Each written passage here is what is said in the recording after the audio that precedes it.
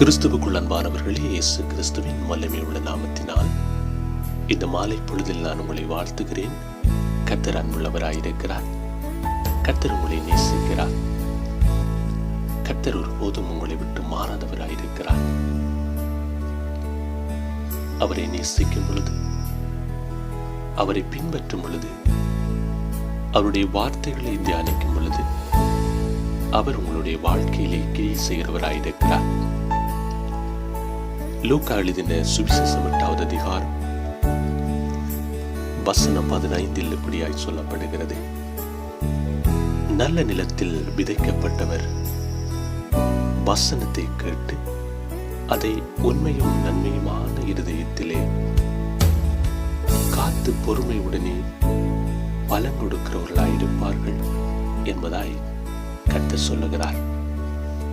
அன்பான தேவ ஜனமே, இந்த மாலை பொழுதிலே கட்டுக்களை அறுத்துவிடும் கர்த்தருடைய வார்த்தைகளை தியானித்துக் கொண்டிருக்கிறோம். இதை தியானித்துக் கொண்டிருக்கும் பொழுது கட்டுக்கள் செயலிழக்கப்படுகிறது. நான் ஒரு ரகசியத்தை சொல்ல விரும்புகிறேன்.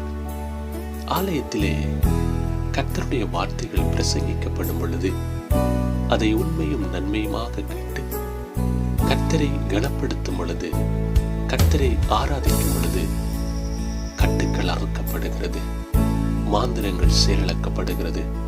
அன்பானவர்களே, நீங்கள் போகிற எந்த ஆலயமாயிருந்தாலும் தெய்வத்தை உயர்த்தி பாடும் பொழுது, தெய்வத்தை கனப்படுத்தும் பொழுது, தெய்வத்தை ஆராதிக்கும் பொழுது கட்டுக்கள் அறுக்கப்படுகிறது. நீங்கள் ஆலயத்திலே ஆராதிக்கும் பொழுது உங்களுடைய வளவுகளிலும் வீடுகளிலும் கர்த்தருடைய ஆவியானவர் கிரியை செய்து கொண்டிருப்பார் என்பதை உங்களால் உணர முடியுமா?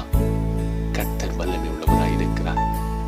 அநேகரை பார்க்கிறோம், எங்களுக்கு பொருளாதாரம் தேவை, எங்களுடைய வாழ்க்கைக்கு ஒரு நல்ல துணை தேவை, எங்களுடைய வாழ்க்கையிலே மேன்மைகள் தேவை என்று கர்த்தரை தேடுகிறார்கள். அப்படியல்ல, எங்களை பாதுகாத்து எங்களுக்கு அழுத்தம் சிந்தி இருக்கிறாரே என்ற உணர்வோடு நீங்கள் கர்த்தரை துதிப்பீர்களானால், அவரை போற்றுவீர்களானால் உங்களுடைய வாழ்க்கையிலே அநேக நன்மைகளை நீங்கள் காண முடியும்.